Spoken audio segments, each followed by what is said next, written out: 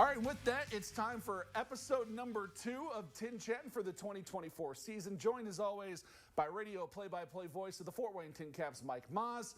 Mike, it's great to be back inside. It's a little warmer in here than it was last week outside when we were at the ballpark, but still, episode number 2. And, you know, the TinCaps, they've been playing some pretty good baseball. They finished last week on a high, winning 3 straight games over the Lake County Captains to finish out their first series of the season, their first full series of the season. And then this week they dropped their first 2, but come back and win an exciting one last night thanks to big Griffin Dorshing. The key last night was, the key word was wacky. Yes, it was. And the TinCaps had multiple leads. And I know we're going to talk a little bit more about Griffin Dorshing in just a bit. But eventually, in extra innings, the 10th inning was the charm, and we come away with a win. And it still took a play at the plate to win the ball game. You ain't kidding. But Kai Murphy, what a throw. With a gem, throwing out the potential tying run at the plate to end the game. The TinCaps finally got over the hump. They won a close one. They won a game in extra innings. Yep. And what I am liking right now, and granted, it's young. It's only played 11 games, but it's different cast of characters. Yeah, every night it seems like it's someone different. Somebody. And last night, Griffin Dorshing came through with not 1 but 2 long home runs. Yeah, 3 for 5 last night, 4 RBI, 2 home runs for the big fella from my home state. But a much-needed power bat in that lineup that finally came to life last night, hit his 2nd and 3rd homers of the year. And he seems to enjoy playing in Dayton Ballpark. Yes, he does. Dayton. Of course, it's not college ball, not too far from there. Right, and but not just the hitting. And we talked about Kai Murphy's tremendous throwing a run out the plate to end the game, but the pitching seems to be picking up a bit. Yeah, getting back to last week, obviously we saw a good outing from Dylan Lesko. Last week we saw a few good outings near the end of the week last week. Yeah, and it's always the perfect mix. When you get good hitting, good pitching, and good defense, more often than not, you're going to come out with a dub. Yeah, absolutely. Getting back to this year's team here in a little bit, Mike. We didn't get a chance to really talk about it last week, but it is a special season of TinCaps baseball here this summer. It marks 15 years of Fort Wayne TinCaps baseball and 15 years of Parkview Field downtown Fort Wayne. And it's been a fun 15 years, and it's been amazing to see the change downtown Fort Wayne as well. And yet, I consider myself lucky. I remember April 16th, 2009. And a crowd of over 8,200 in the ballpark. And the TinCaps were riding high because they began the year with a 3-game sweep at Lansing, followed by a 3-game sweep at Wisconsin. They come home to take on the Dayton Dragons, ironically. But it doesn't seem like 15 years ago. I know. And hey, you mentioned April 16th, 2009. That was actually the 15-year anniversary of that first game 3 days ago. Our friend John Nolan, one of the play-by-play voices of the Fort Wayne TinCaps, took a look back at that date. Here's John. After weeks and months and even years of anticipation, Parkview Field first opened its gates on April 16th, 2009, as the TinCaps hosted the Dayton Dragons. On a picture-perfect 65-degree Thursday evening, a sellout crowd of 8,208 fans packed Parkview Field.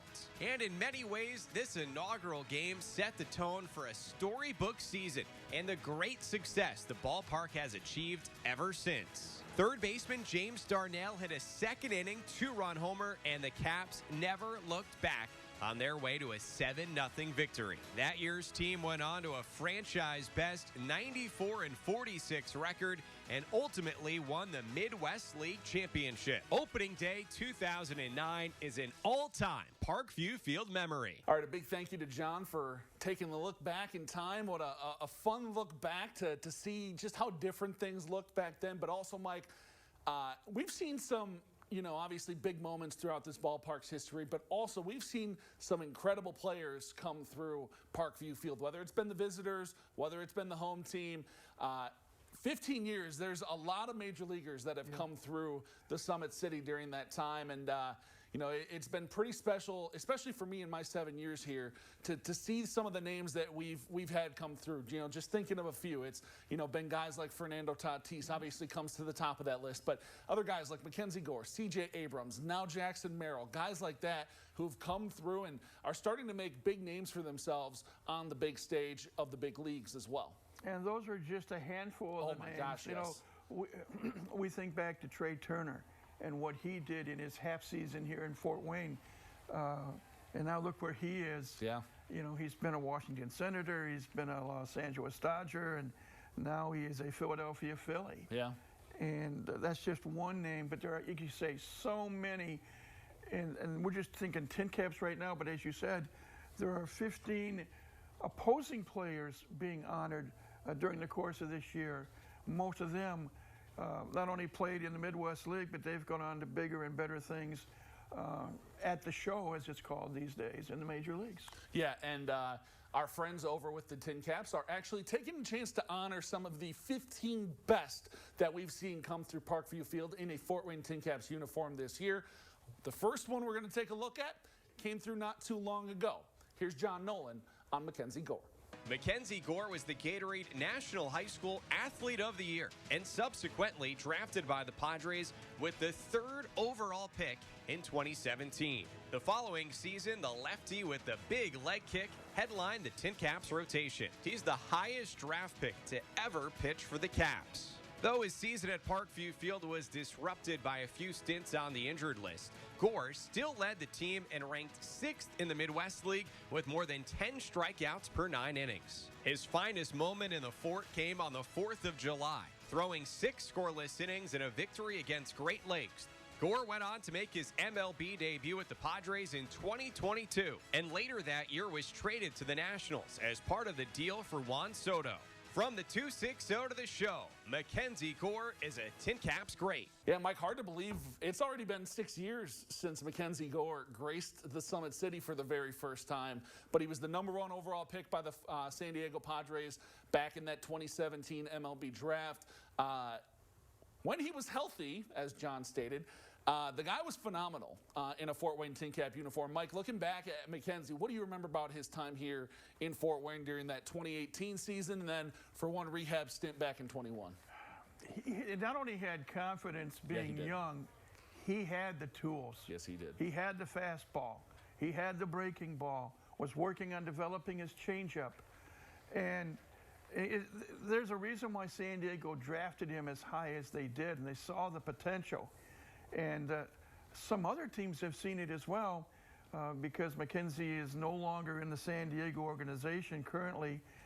He's with the Washington Nationals. And a quick sidebar, he's the starting pitcher tonight for Washington against Justin Verlander and the Houston Astros. So he is staying healthy, and that's the most important thing. When he was here, he had some fingernail problems, which cost him to miss a lot of time. He's much healthier now. He's older, he's more experienced, and he's continuing to develop his pitching, and he's in the Washington rotation. And we're going to see some more good things out of Mackenzie Gore, even though he's not in a San Diego uniform. All right, getting back to this year's team, Mike. TinCaps have a few games left over in Dayton to finish out the weekend, and then they're back home next week for their second 6-game homestand of the year. Hopefully, full 6-game homestand of the season. Yeah, but the TinCaps will get their second look at the Great Lakes Loons. They began the season up at Dow Diamond, lost 2 close games, and then in Game 3 of the series nearly came up with the 4th no-hitter in franchise history, beating the Loons 2-0. So it'll be good to see them come in to Parkview Field. Yeah, absolutely. Mike and I are going to be back at the ballpark for episode number 3 next week. Until then, he's Mike Maahs. I am Justin Prince. We're going to be back with more in the locker room right after this break.